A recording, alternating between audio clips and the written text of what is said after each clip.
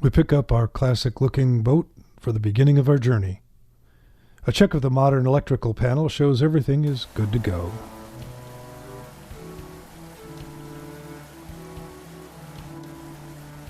While the original Erie Canal began in 1825, today's New York State barge canals, still known as the New York Canal System, widened and straightened the canal in the early 1900s.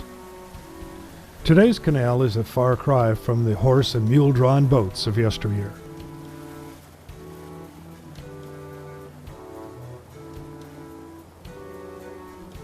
The canal opens into this wide side bay just west of Macedon, New York.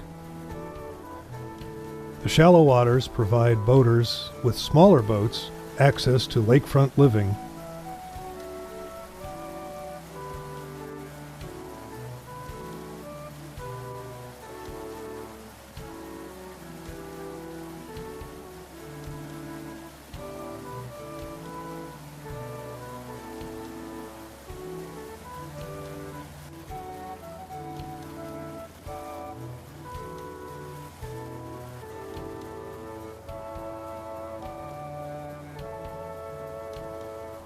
The camera is hiding from the rain.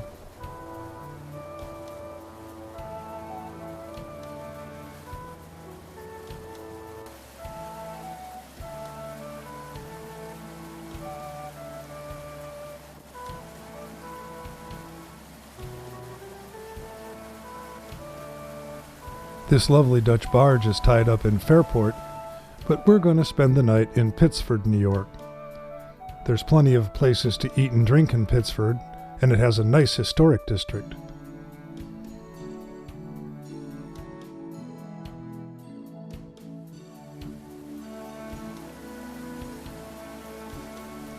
Next morning, just west of Pittsford, there are 2 locks to negotiate. Today's locks have hydraulically operated doors and valves, unlike the early canal. However, water still flows in and out of the lock by gravity, just as it always has.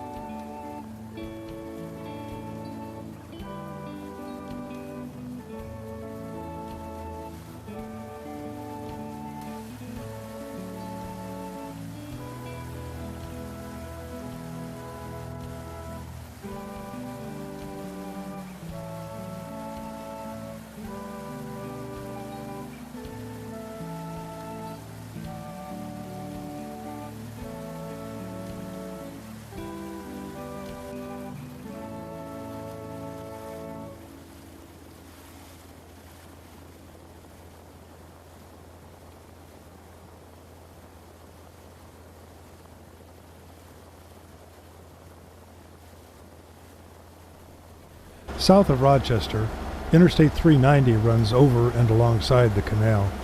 It's very noisy.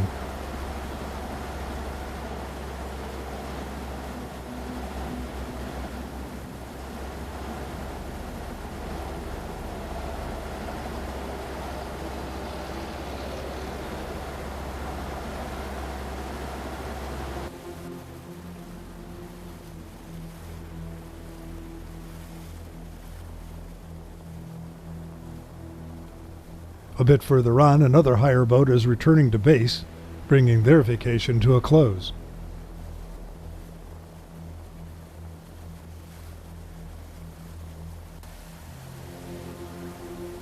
Originally, the canal went right into downtown Rochester, going over the Genesee River on an aqueduct. The aqueduct can still be seen today under another bridge if you know where to look. Today's rerouted and widened canal crosses the Genesee River at river level.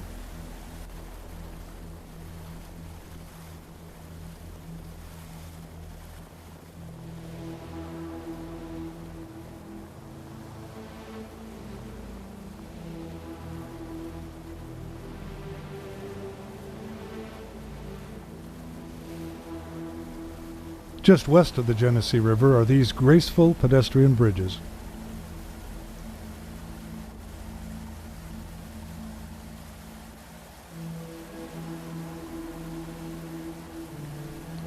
When the canal was widened and straightened, this area was cut deep into the rock.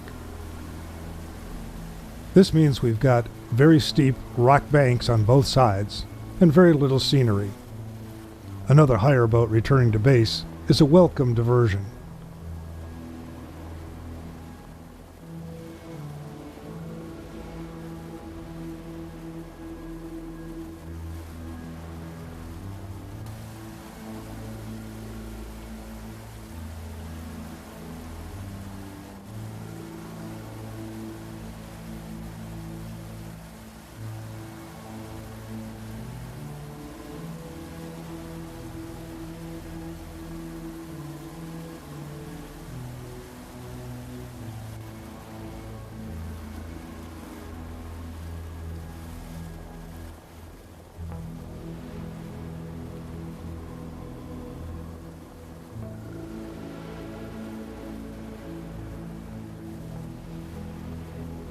Finally out of the cut, we're back on the original canal path with the restored towpath on our side.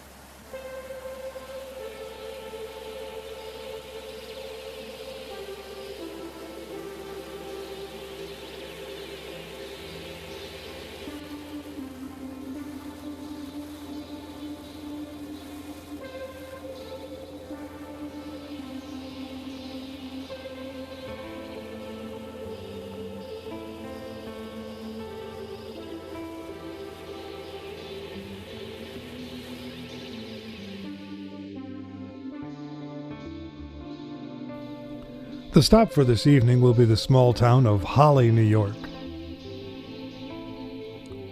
Smaller than many canal towns, Holly does boast a nice peaceful setting, along with a very nice park and a pretty waterfall. About 50 yards past those houses on the left, the stream that feeds the waterfall actually runs under the canal.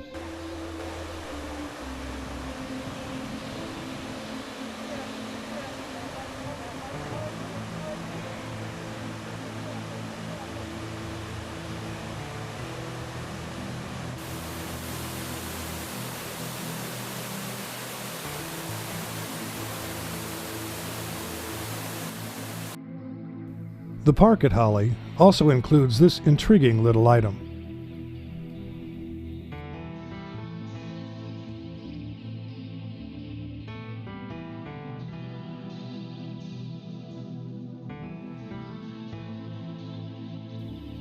As we leave Holly, we encounter the first of many lift bridges. These lift bridges were installed back when the canal was widened and straightened, so they are very old.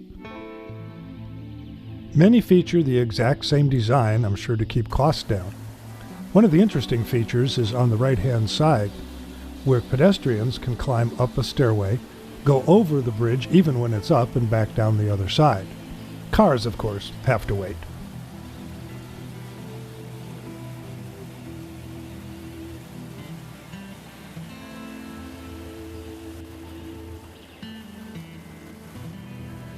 The canal is a birdwatcher's paradise. In fact, there are so many birds along the canal, I made a separate video just to show off all the bird life.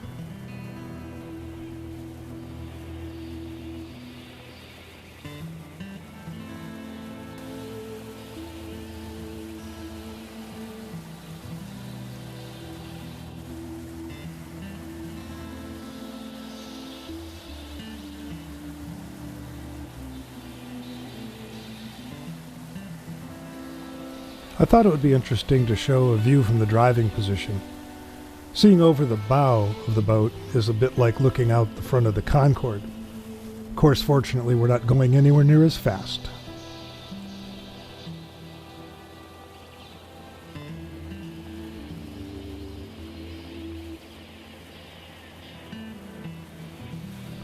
No points for guessing what this is. As we come into the small town of Albion, the lift bridge is locked in the up position for maintenance. With the bridges over 100 years old, I'm sure maintenance is quite an issue.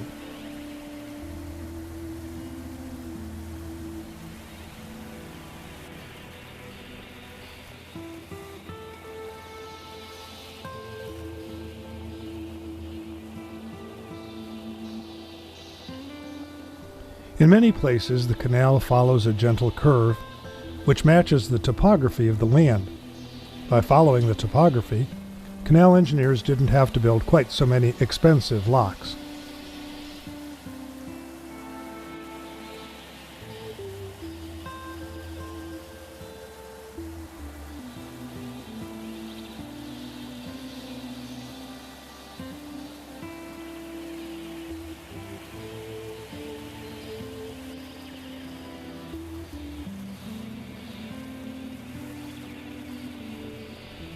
Here we catch up to another boat, waiting for the next lift bridge to be raised.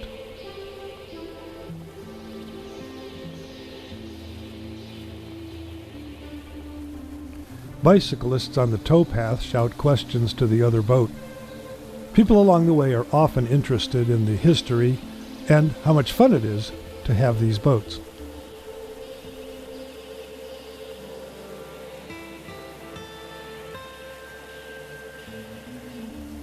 Once the bridge is up, it's time to move off.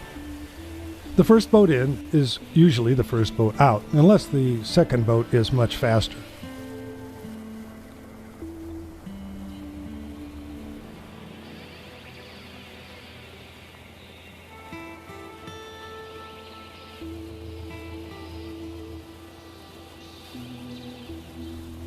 It's considered good etiquette to move along smartly once the bridge is up, so the bridge operator doesn't get yelled at by the motorists.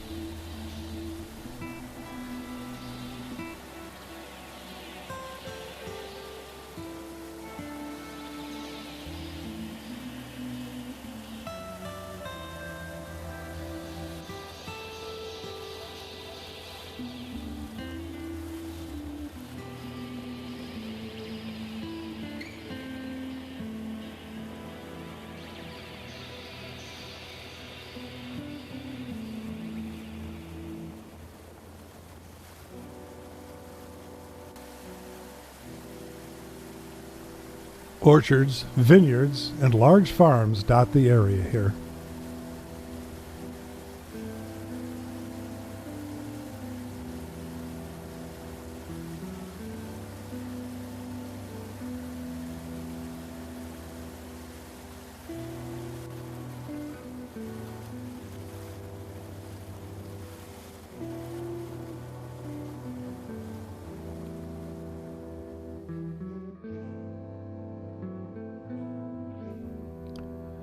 The village of Middleport will be our stop for this evening.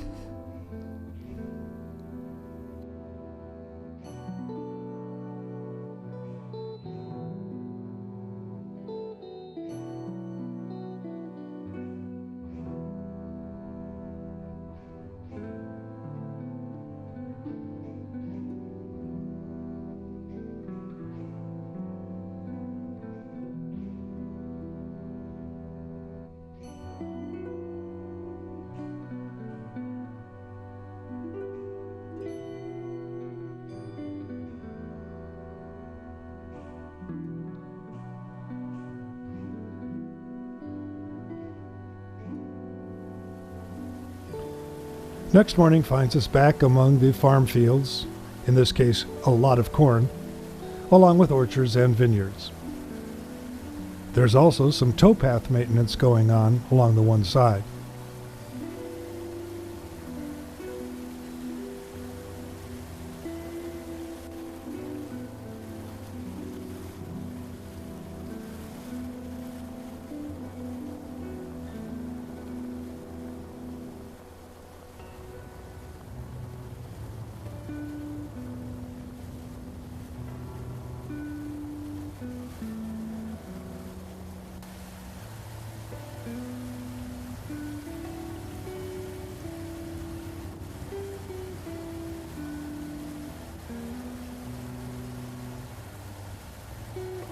As we enter the town of Lockport, we see tour boats lined up waiting to take passengers on a ride through the historic lock area.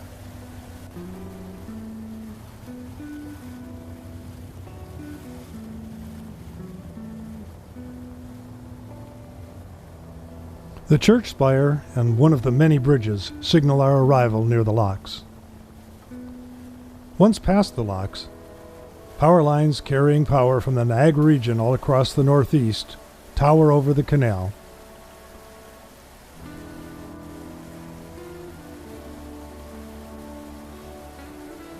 But as with Rochester, this area of the canal is cut into deep rock, and the scenery gets a little boring. So, after about an hour and a half, we'll turn around and go back to Lockport.